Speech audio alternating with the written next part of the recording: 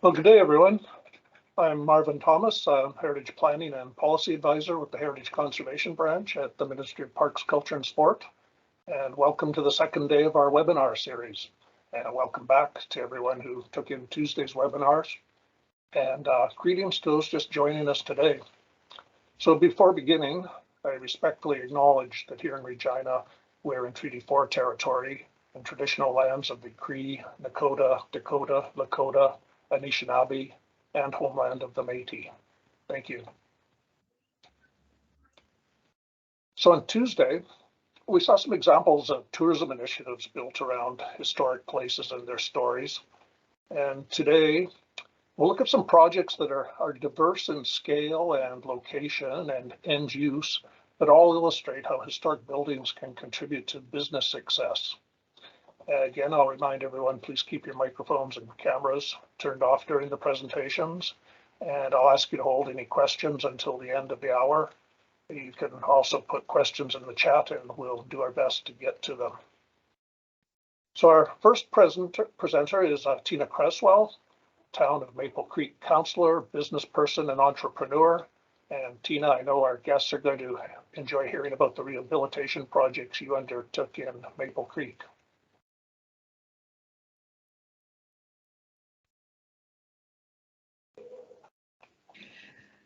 Well, thank you very much, Marvin. Hi, I'm Tina Cresswell from Maple Creek. It's good to be here with you all. I currently sit on council and also act as chair of the Cypress Hills Grasslands Destination Area. I'm also an active Chamber of Commerce member and believe strongly in community building and creating partnerships. My husband, Dave Turner, and I own two businesses, Turner Safety Systems Limited and The Daily Grind, both located in heritage buildings, which we have restored. We also live in a house built in 1910, which is an ongoing project. Our approach to a new project mirrors solving a mystery. Armed with small pry bars and other implements and gloved, masked, and goggled, we reveal the inside of a building, freeing it from ill-considered renovations and discovering its true nature. I have to say that buildings we have worked on in Maple Creek have been easy to reveal, since most renos have simply covered up what was there before. We then make a plan and get to work. I'm going to talk about two projects today, and you will have already noted that I have scripted this presentation in order to observe the time constraints. With good reason, I might add. Those of you who know me know I can go on.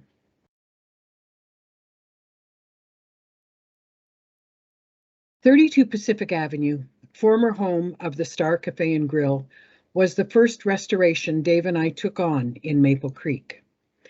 Under direction of our partner Barry Wise, and with support from our local trades and community residents who remembered the building in many of its former iterations, we were able to combine the charm and grace of the original landmark stone building, built in 1898 from local stone, with the sensibilities and functions of modern restaurants. It's worth noting that this project took place before there was any financial help from the province or the municipality.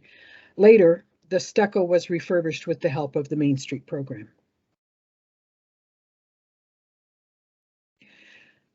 This facade rehabilitation was the second one we did, and it was one of several projects on Jasper Street to restore the look and feel of Maple Creek in the early 1900s. This restoration was one of the first to take advantage of the Maple Creek Heritage Conservation Incentive Program.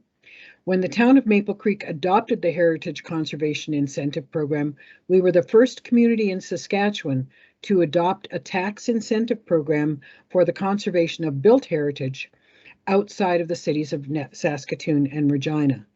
The National Trust for Canada indicated that they believed that we were the smallest community in Western Canada to adopt a heritage conservation tax incentive program. In 2019, the National Trust awarded Maple Creek the Prince of Wales Prize. The Prince of Wales Prize recognizes the town of Maple Creek, Saskatchewan, for its long track record of effective revitalization and demonstrated results in bringing heritage to life through exemplary municipal heritage conservation. Now let's take a closer look at these projects once I've recovered from that sentence. This photo, courtesy of the Southwest Saskatchewan Old Timers Museum and Archives, shows 32 Pacific Avenue in its first life, when it was 2 stores, a clothing store and a pharmacy. But most people have fond memories of this building when it became Beasley's Groceria, and then Beasley's dual service groceria after the Second World War, since Mr. Beasley served in both wars. When we bought it, it was the Star Cafe, a long-standing Chinese restaurant whose first home in Maple Creek was the Cypress Block next door to 32 Pacific. Many people remember the Star Cafe and Jean Lee's great food. While we have no pictures of the inside when we bought it, like the other heritage commercial buildings we own in town, 4 at the point of this project, it had suffered greatly from well-intentioned renovations, including pressed paneling, you know the kind I mean, with brown, dark brown with black lines, smallish aluminum windows, a dropped ceiling studded with fluorescent lights and miles of electrical cable connecting them above the ceiling. The floor was covered with squishy indoor-outdoor carpet glued down. The original floor was either not there or unusable, but I can't remember which. So we started. We did what we always do. We ripped out the inside modernization and tried to discover the bones of the building. And we scored big time. We found all the original tongue and groove fur, walls and ceiling, painted a 1940s, what I like to call Martha Stewart green, with about 1,000 nails holes in it. We found a stone wall at the back of the room. We found the original transom windows, complete with original stained glass inserts, which needed only a couple of panes replaced. Barry Wise got to work using all the original elements in his truly spectacular design of the dining room. We put the pink stucco off until later because we discovered we had more pressing issues to attend to, and we had a limited amount of funds. When Mr. Beasley bought the building, he had taken out all the dividing center wall to give him 1 store rather than 2. In doing that, he also took out the support for the center of the building, leaving just a few logs resting on the dirt floor. Our first task was to stabilize the building, and with the help of an engineer familiar with heritage buildings, we had engineered beams, posts, and concrete installed to make sure the building was going to be worth restoring. As a side note, if we hadn't done this work, our engineer who inspected the building after the flood of 2010 assured us the building would have collapsed into the basement. This taught us a very important lesson for our future restorations. Make sure the structure and envelope are worthy of all the work. By the way, in this picture, you can see the transom windows we found behind plywood and stucco. Each of them is a different size. Of course, they were hand-built. So we had to have the new windows custom-made to fit these windows. Even though the stained glass windows were numbered, it was still interesting getting them in, and it took us a full afternoon. Barry and a local craftsman created this bar from a picture of the bar in the old Maple Leaf Hotel, which burned down some years ago, in the 60s, I think. When I see this picture, I see all the folks we entertained at the Star Bar over the years. Barry's design was truly a work of art. This shows the restaurant as it was when we opened it. At the top right of the picture, you can see one of the engineered beams clad in tongue and groove, which stabilizes the building.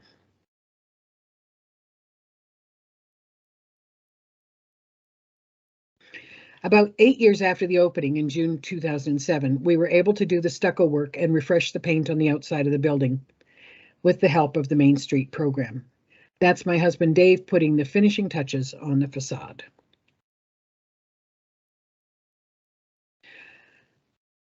On to the next project.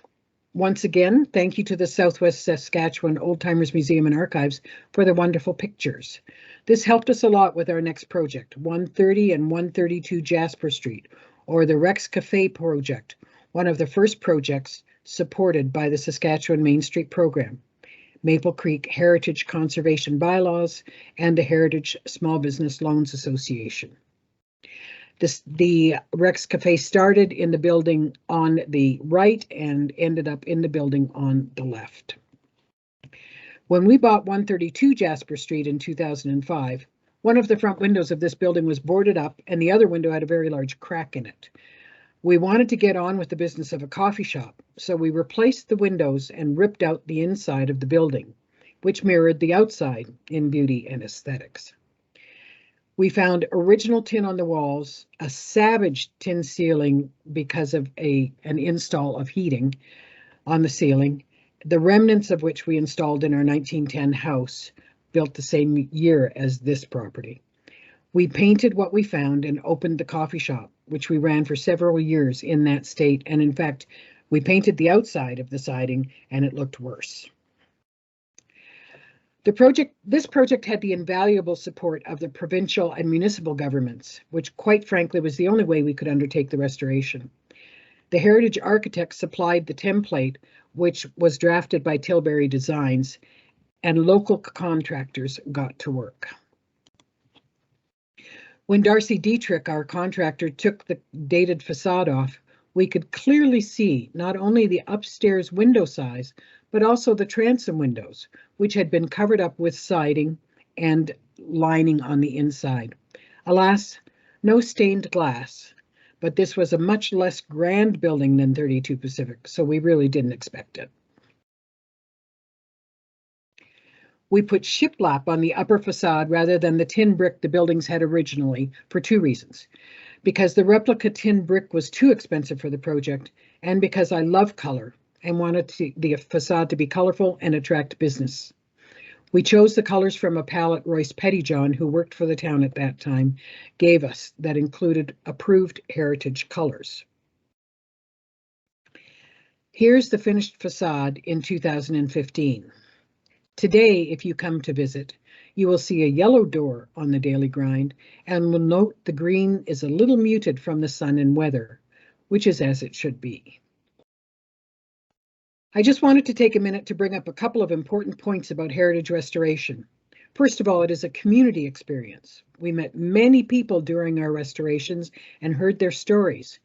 No one asked us why we were doing it. They knew we were doing it to celebrate the history and culture of the buildings and the community. And an important part of heritage restoration is the roof. When the Main Street program started, roofs were not included. In the last year or two of the program, they were, because the powers that be realized that if the roof leaks, the building will ultimately fail. Another thing to note, after we completed the facades, our business doubled. Not only did the locals support what the Main Street program did to celebrate Maple Creek's heritage and culture, visitors to the community enjoyed sharing in the trip back through time. A recent article in The Atlantic celebrated new builds and advocated tearing down old buildings in the name of efficiency and progress. I heartily disagree. I want to stress that these programs are vital to economic development and community revitalization. I feel sure that the work that we did on 32 Pacific helped bring notice to the heritage of the downtown and helped Maple Creek reap the benefits of provincial and municipal support. Communities need to advocate for that support to be reinstated. There were other benefits beside the increased traffic businesses in the town enjoyed after the downtown was revitalized. Of course, it's still being revitalized to this day. Heritage buildings help communities celebrate their traditions and history. I can't count the number of people who have told stories about their history with our buildings. They got their first haircut at the barbershop at 132 Jasper Street. They can still taste Jean Lee's fries and gravy at the Star Cafe. They worked at Beasley's and hated going into the basement. Well, so did I. Tax assessments on heritage buildings are lower than on new builds, which adds to a business's bottom line. As well, our landfill has not filled up with the remnants of old buildings, which reduced both environmental and financial impact to the town.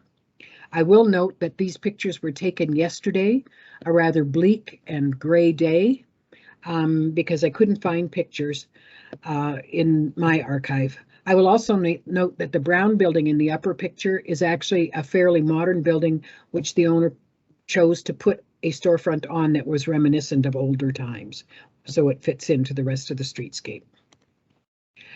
I would be glad to answer questions at the end of the session or provide more insight on these projects. Let's celebrate our heritage and our community. Thank you.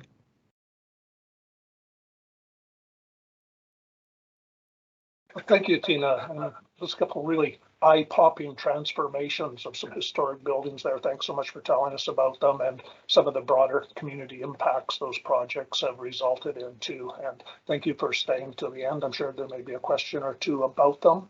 For now, I will just carry on and introduce our next project. And it's a great example of a repurposed historic industrial building.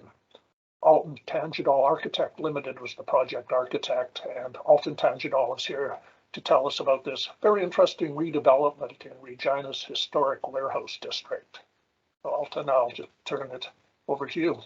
Great, thanks, Marvin. Hopefully everybody can hear me. Thank you to Tina. That was an excellent presentation. I've taken a little bit of a different approach. I'm a little bit more ad hoc about my presentation here. Thankfully to one of my great staff members, Autumn, she put together a little PowerPoint that really will just sort of keep me on task. As Tina indicated, we could spend hours talking about these projects, and most of us are so passionate about it. It's hard to squeeze this into 15 minutes. So before I get my hook from Marvin and get tossed out here, I'm just going to get started. I do have a couple people attending with us today. Megan Byers, who's representative of our client at Warehouse Properties. Megan just had a baby about 3 weeks ago, so she's just sitting in to kind of say hi and see what's going on.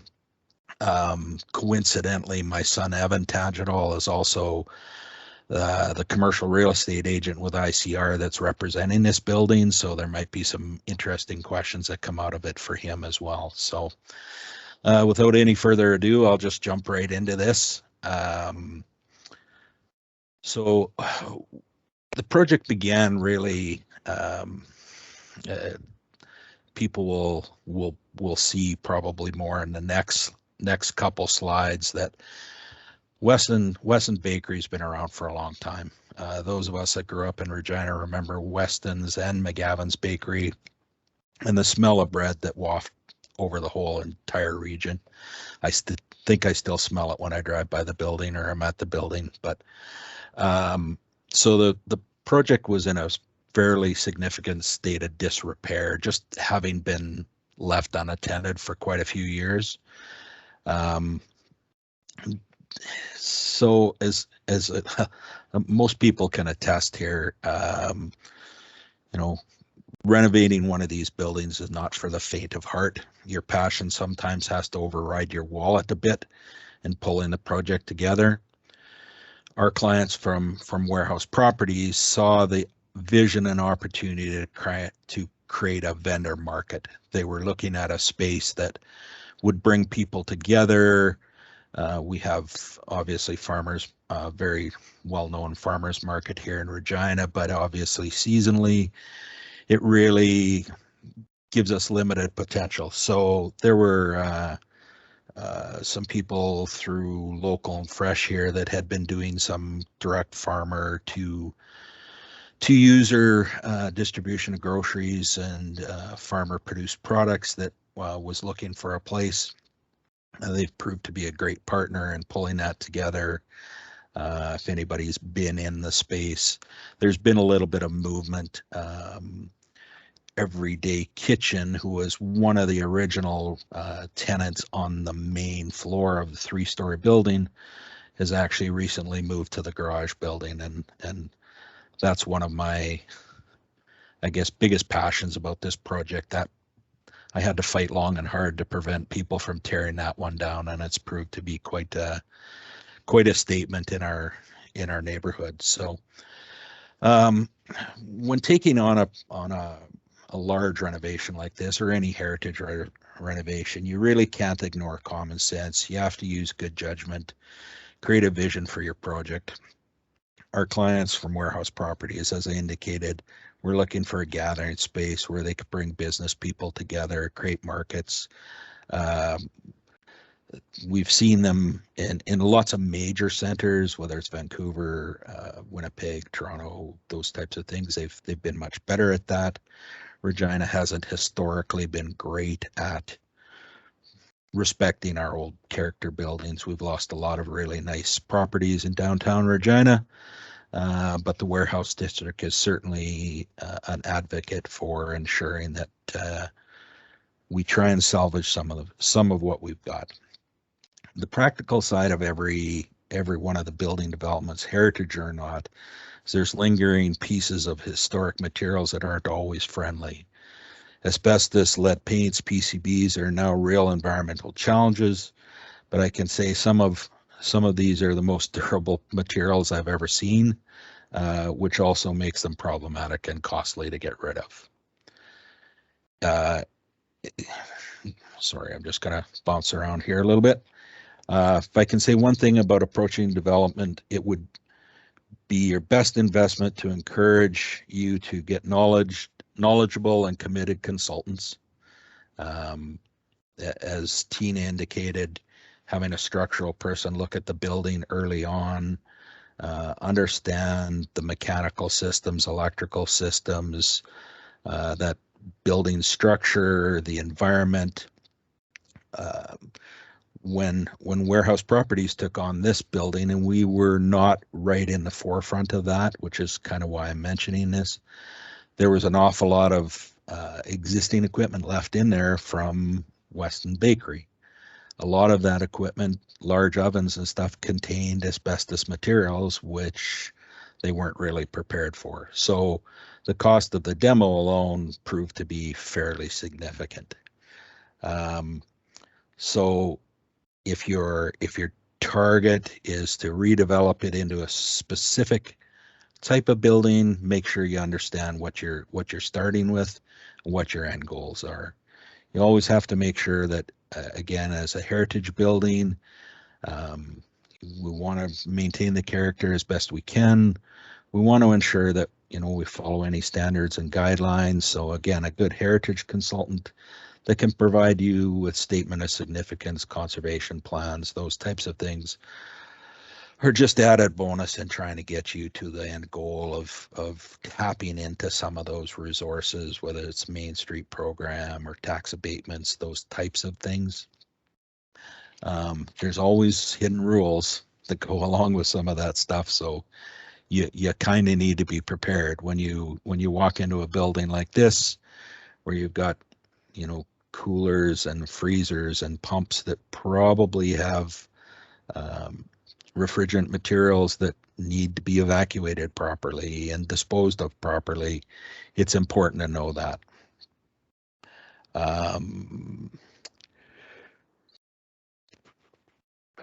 Again, it shouldn't be too much of a stretch to tell everybody, be prepared for surprises. When you get into these buildings, and this building wasn't particularly bad, as Tina indicated, there were lots of hidden pieces behind,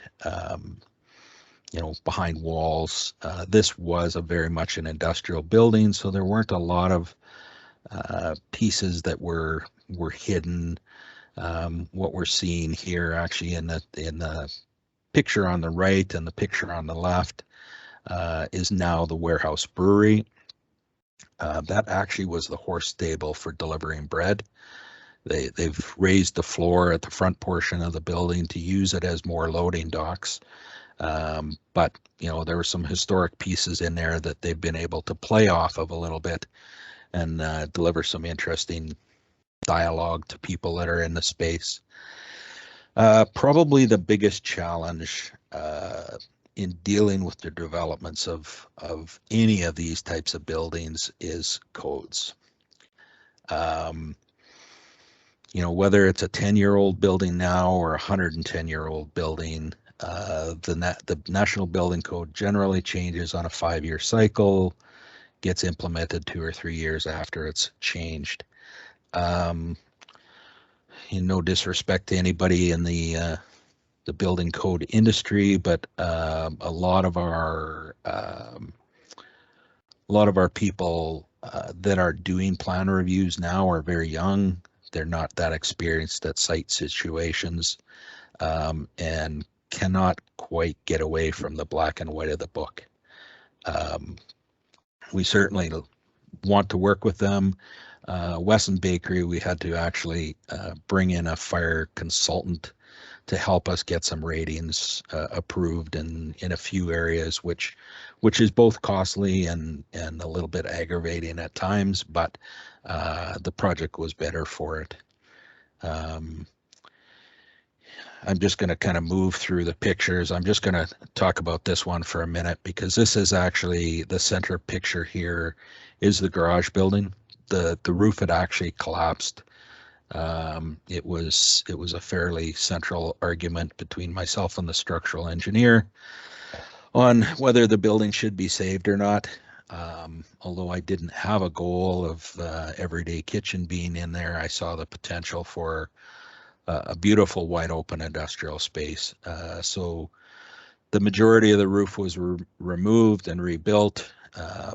We'll see a few more little slides as we go forward here. Just a couple little slides show the actual warehouse brewery, you know, its brew tanks, etc. Again, just some in construction pictures on the left of the garage building, which is now occupied by Everyday Kitchen. On the right, it shows that the majority of the windows on the first 2 levels of the building had actually been bricked in. Obviously, Weston didn't see the need, so it left us with an opportunity to start opening that back up. Again, it's just some more garage pictures after the roof has gone in. Some photos of the windows that were taken out and ultimately new windows put in. The right picture, just a little bit of effect showing the amount of debris you're bound to get out of any small area is costly in itself. We try to keep that stuff out of landfill as much as we can, but you just have to be prepared to handle it. So again, just a few more in construction photos. This is starting to see some of the spaces develop. You'll notice on the right, it's the actual portion of the grocery store. Original scale from the Weston Bakery has been retained and used as a bit of artwork or a feature in the building.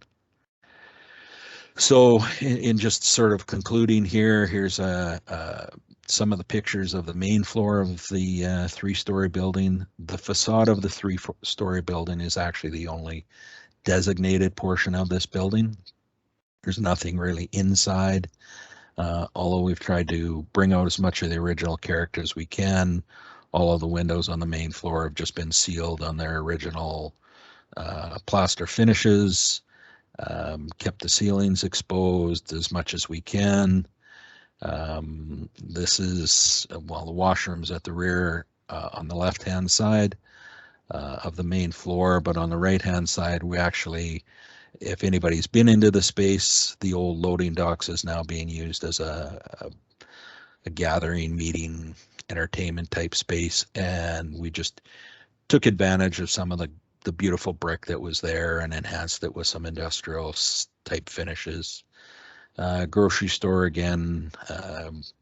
We've got the old sliding door from the freight elevators right behind their tills. Still, concrete floors are original. There's significant work done to the ceiling in this space for fire ratings, which was one of those problems I talked about earlier. Again, just a little bit of before and after on the main floor. This is the loading dock, again, been converted into a nice open entertainment space. There's been a number of events and activities happen here regularly. Obviously, COVID has caused that to diminish quite a bit, so I'm looking forward to some new things happening there soon. Grocery store has been excellent. You know, just lots of unique opportunities there, lots of unique products. So that's going to wrap my presentation. We're going to wait and do questions at the end. Well, thanks, Alton. That was great. As a longtime Regina resident, those have long been a couple of my favorite buildings, and I often used to fear that their fate might be the same as some of those other ones you mentioned that we've lost. So it's really inspiring to see them having new life in the neighborhood again. I don't think I've gone by Everyday Kitchen on a Saturday morning in the last few weeks without them having a lineup out the door. So fabulous success stories for sure. And thanks so much for, there are a couple questions coming in already, but thanks so much for waiting till the end of the next presentation, and we'll take those questions at that point. And now I will introduce the last presentation, and we'll see how an historic land titles building became the setting for a fine art gallery, cafe, and event space. And to tell us about the Yvette Moore Gallery in Moose Jaw's historic downtown, we're really pleased to have owner and artist Yvette Moore here today. And Yvette, I'll just cue up your presentation here. Take just a moment.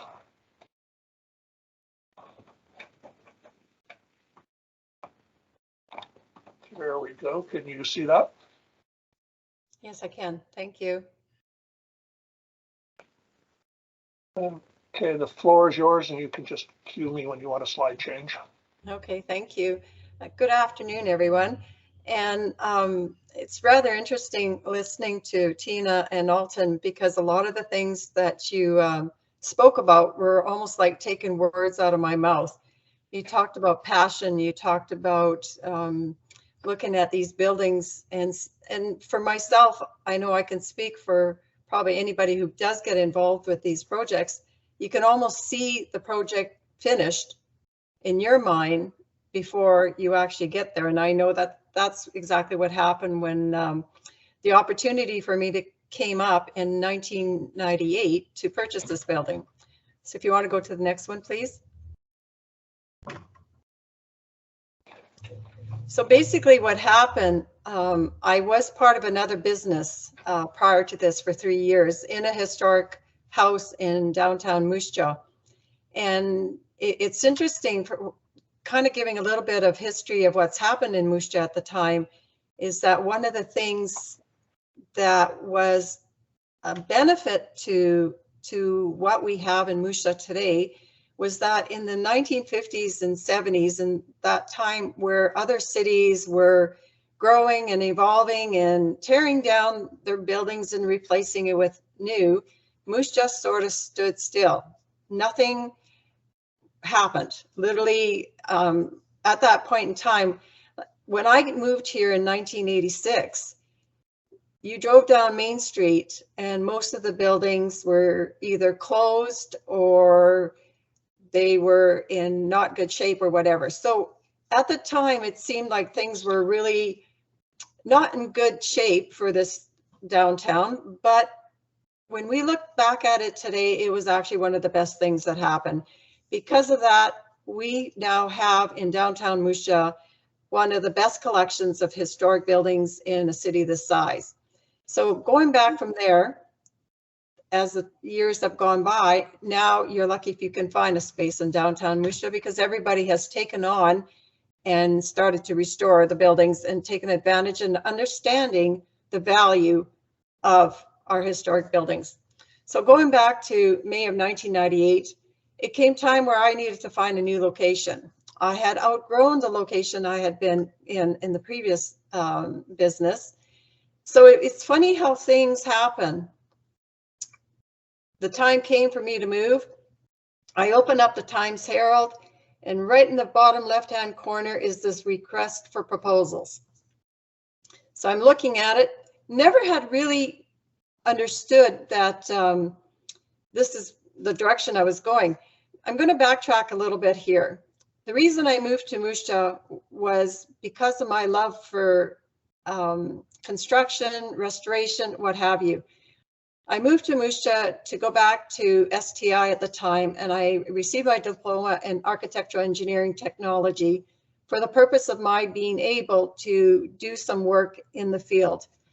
And not knowing that the years down the road, I would actually be using it in a hands-on method of restoring this building. So when this came up, this request for proposals, I drove around town, saw the building, and it's rather massive. I looked at it and thinking, you know, my own support system, I'm a single mom with 4 kids, and thinking, is this a little bit too big for me, or can I do it, or whatever? So I threw in my tender. Unfortunately, at the time, there was also that mindset that historic buildings were only worth $1 because you had to put so much money into them. So I put in a tender, unfortunately lost it on the first bid. Well, Sask Property Management came to me and said that if I matched the gentleman whose bid was accepted but got declined because he couldn't get the money, that the building was mine. I chose to say, I'll take it. And so that was the start of my taking over this building. And basically I'm the second owner. It was owned by the government, so many of the things were kept up to code, one of the advantages. So we can go to the next slide. So what you're seeing here is literally what the building looked like inside when I took it over. I heard Tina talk about that 50s color. Well, the whole building was painted in that green. We called it the hospital green of the 50s. Every inch of it was painted that color. Suspended ceilings that you see on the ceiling, it was rather a little bit of it was really a dismal portrayal of such a beautiful building that they had sort of converted into being more commercial business in the 50s, and that's sort of where it stayed at. If you see that pile of garbage on the one side there was one thing that happened that was to my benefit, is that there was a lot of historic maps that were actually left in that pile of garbage, maps that dated back to 1886. And my comment to Sask Property at the time was, just leave the garbage, I'll look after it. We now have framed those maps and they hang up all over in the gallery. They're part of the story. They're part of what this building was, as being one of the longest standing land titles buildings in this province. Now, I can't see my comment because I have the bars in front of it. When I say that, when my family and friends looked at me as if I was, you know, taking on a project probably bigger than they thought it really would be. But at the end of the day, they were with me all the way through the end. We'll go to the next one. Again, here's one of the other pictures. And if you see here, this is actually the front entrance that comes into the building, and that's the counter that was there. We actually reused every piece of furniture or equipment that was left in there, because the whole idea was to make it look like it was part of the furniture is part of its history. It's part of the building. So we repurposed everything we could in any way we could. That counter now has been split in two and now serves as the front end counter where we serve our customers, and the other one is on the other side of the front entrance and is used for holding some of our goods that are on for sale. Next one, please. Again, this is exactly what we walked into the building. Next one. So again, all the way throughout the whole building, everything, all the flooring, which was the old battleship linoleum of the early 1900s, was throughout the floor, but they had glued carpet on it. Again, we had carpet glued to the flooring at the front entrance. Had no idea what was underneath it. And it wasn't until, if you'll see at the top left-hand corner, you'll see that there's paint coming off of the doorway that's there. It wasn't until after I purchased the building that we started to strip what was around all the interior windows and doors, because it was obviously metal. The paint wasn't in good shape. So it had to be removed so that we could either apply a new finish or what have you. But to our surprise, which was actually an unknown characteristic that we didn't see anywhere else, was that all the interior doors and windows in the building are copper. And I guess the reason was that we found out later, with a lot of help from Frank Korvermaker from Hindered, Saskatchewan, who was very helpful in providing us any kind of information or whatever we needed, was able to pass on, is because of this. Moose Jaw was supposed to be the capital of Saskatchewan initially, and because of that, there was a lot of money that was put into Moose Jaw for some of its buildings, and that was probably the reason why that this land title was built with such elaborate materials and to the structure that it was. Every interior partition in this building is made out of is probably about 10 inches thick and is made out of brick and plaster and what have you. So also, because it housed the land titles papers, it also, everything in the building was of non-combustible products. So made it a very structurally sound building. Next one, please. And when I talk about help when it came to doing the building, this is actually my mother, who is one of the key people who was behind a lot of the scraping and taking all that paint off of all our doors and windows that was throughout the building. And I'm going to give a real sort of pat on the back to my mom at this time. I took over the building on January 1st as far as starting the project. And on January 21st, my dad passed away. So I think this whole project was a godsend for her, because she put her whole soul into it and helping out, and it really did help her heal at this time. But it's between families and friends, we really pulled this project off in a way I would have never thought it could have been done. We literally, next one, please. So this is, if you can see here, when we started the work, starting to take the suspended ceiling off in the left-hand corner. It's actually my son that's doing that there. On the top right one, this is literally what the building looked like once we started to take all the suspended ceiling off. All the arched windows that were at the above the suspended ceiling were all closed off. So we opened them all off, up, and probably took out about 100 years of dirt that had compiled in between the top palladium windows. It's just all the lighting that you see there. Well, again, we were lucky enough that the wiring that was above the ceiling was still intact, that we could actually now connect the new lighting to. We used almost, I think I have it in 2,000 pounds of plaster in order to restore all the plaster throughout the whole building that were the damage from the holes, the damage from cracks in the plaster itself. It's so, to be honest, I had never been on a scaffold before either, before this project. Well, by the time the 3 months were over that we did the project, it was literally like I was up and down that scaffold, and I probably lost about 30 pounds. It was a really good exercise method to be able to get through this. But again, it was being able to see what it could be that really drove us to the point that we saw this project to see the results we have now. Next one.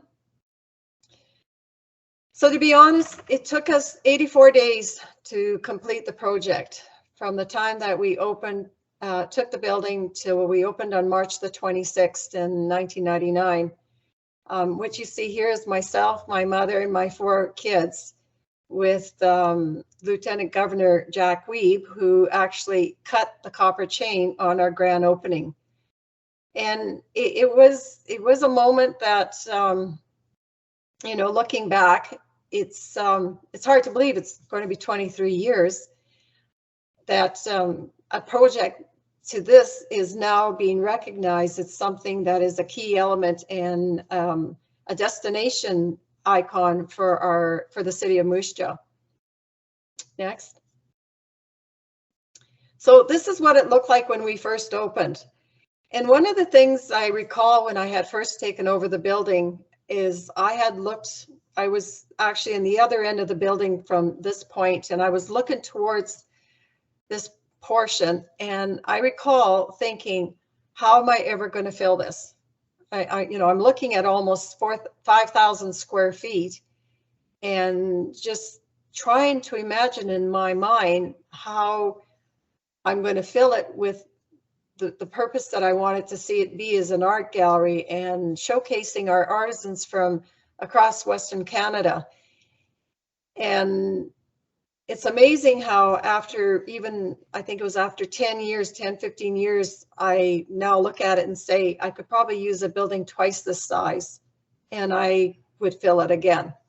So it's amazing how you look at these buildings and they seem grand, but it doesn't take long before you can fill them up with all the wonderful things that and the opportunities that are available that we can make things happen with them. Next. This is actually when we opened, the cafe didn't open for another 2 months. And so this is actually what you're seeing in the back there is the doors that were painted the green. In fact, they're still green. It's about one of the only doors we didn't strip. But that is partially where the cafe is now set up within the building. Next. So this is what the building looks like from the outside now. Those were actually what one of the photos I took last year. So what I've done so far to the building is I have put on a new roof.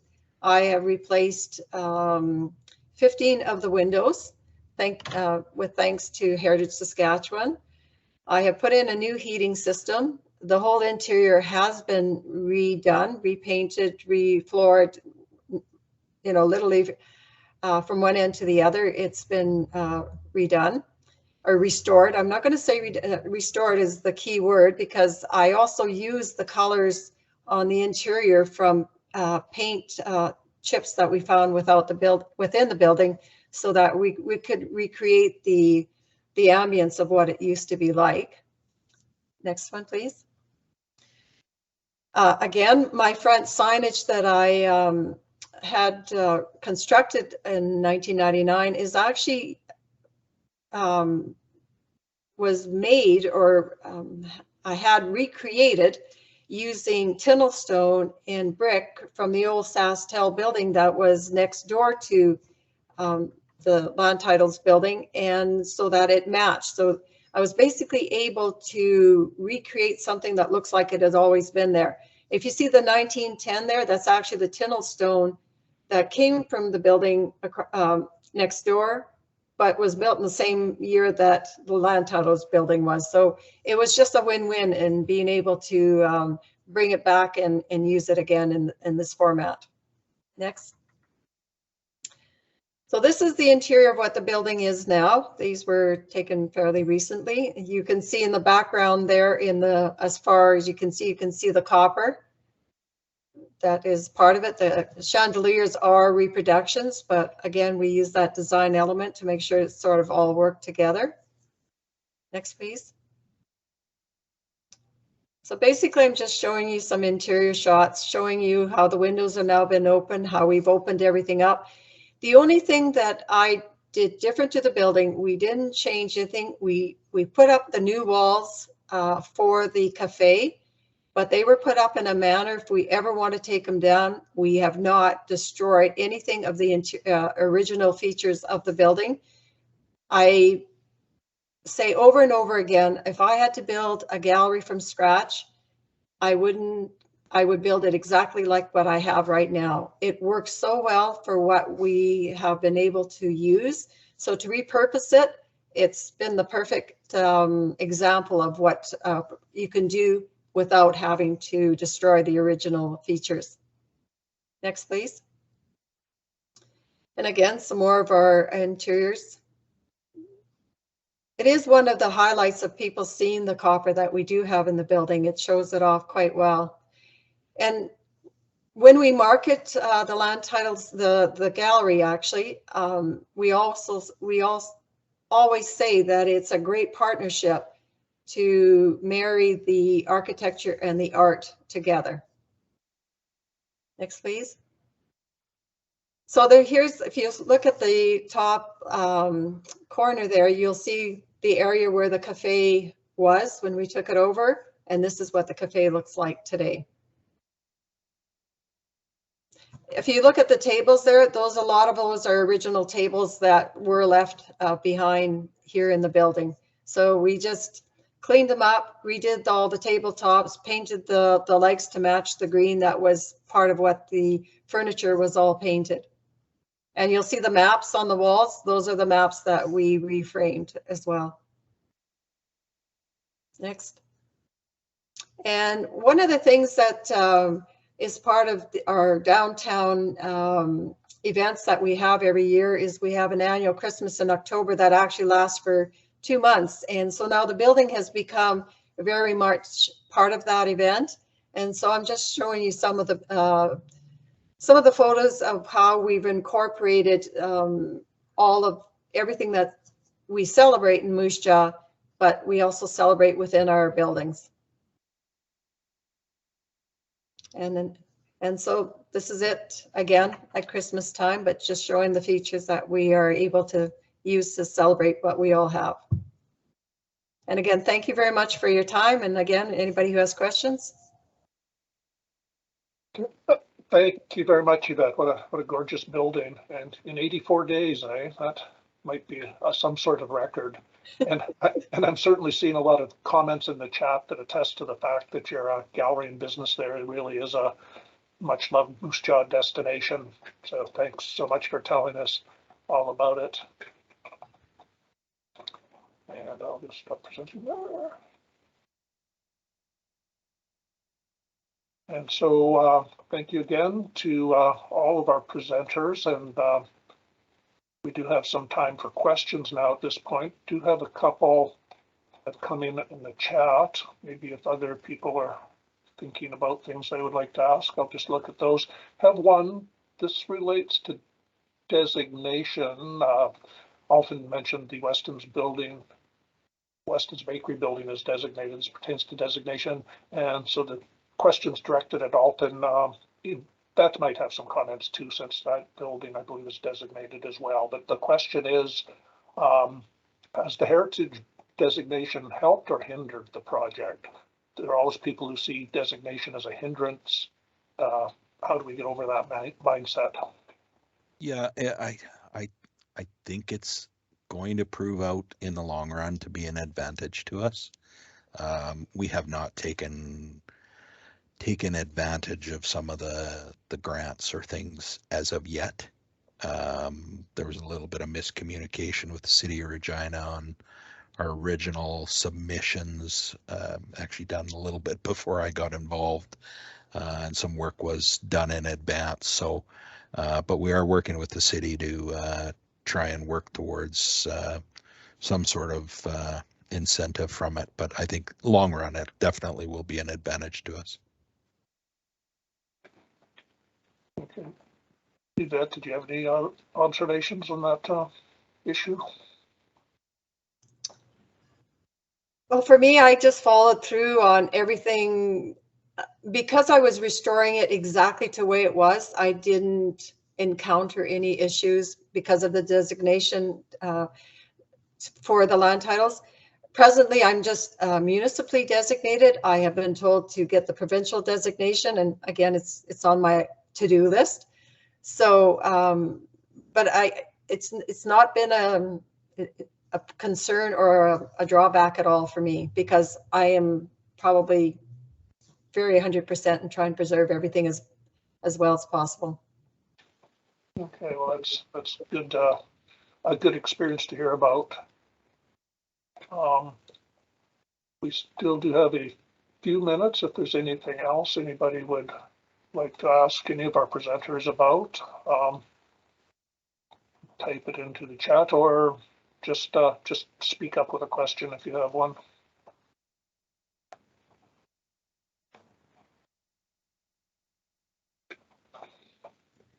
I see somebody just asked a question there. Do the copper doors and window frames oxidize at all? If so, how often do you need to remove the patina?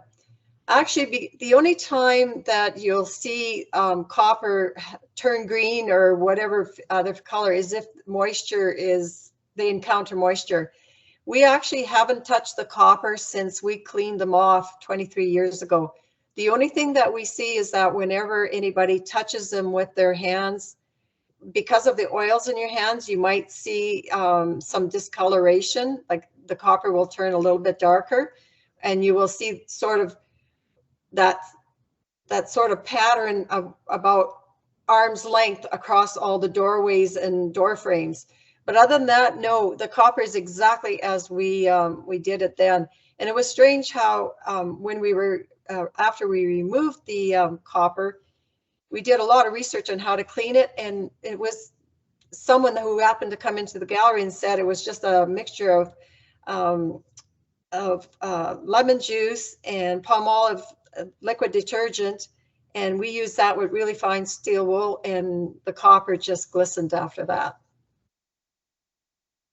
Well, it certainly is an impressive feature of the interior space, I have to say. Ariel is wondering about the square footage of the projects, and I guess that could be all of them potentially, if anybody has a kind of a rough number on all of those, or? Weston Bakery's main floor is about 22,000 square feet, with a total on the main building of 36,000 square feet. The garage building that Everyday Kitchen is in right now is about 4,500 as well. So close to just over 40,000. Yeah, I was going to ask Alton, in the big building, how many tenants are being accommodated there now?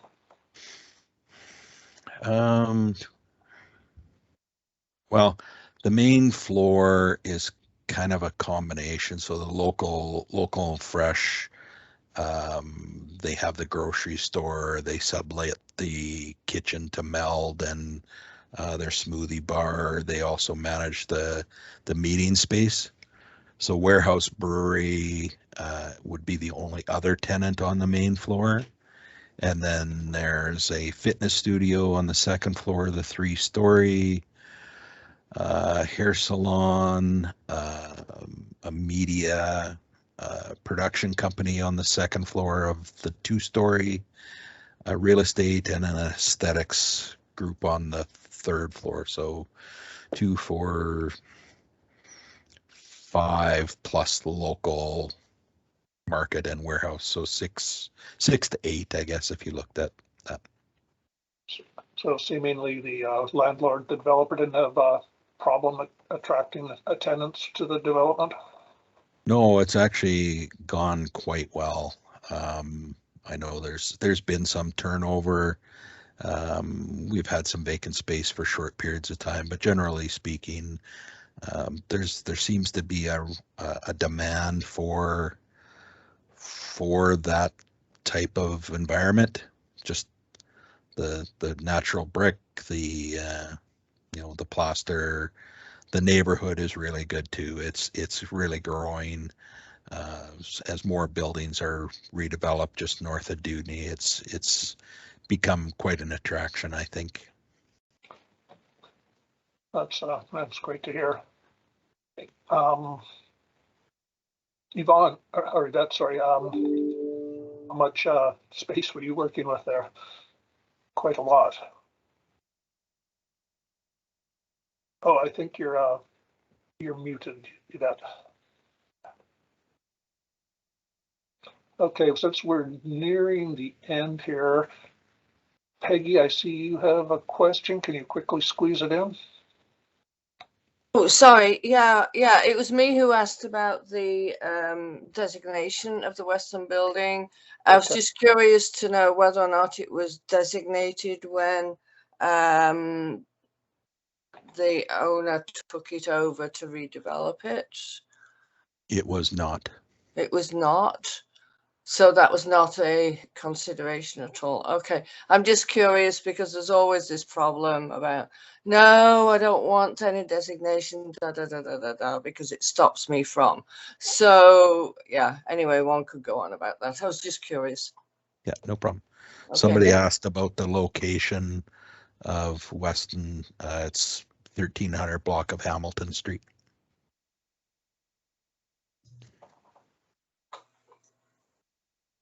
Okay, well, that brings us to the end of the hour. Let me again thank all of our presenters very, very much for sharing their time and their stories of these projects with us, and to all our guests for being here. On Tuesday, we'll see some projects that have had some important community impacts, and the final webinar on March 10th, we'll have a presentation on ground penetrating radar and another presentation on a public archaeology project at Fort Carlton Provincial Park. And for anyone interested in late registrations, please see the contact information in the chat. And thank you again for being here, and we hope some of you will be back again with us next week. Bye to all.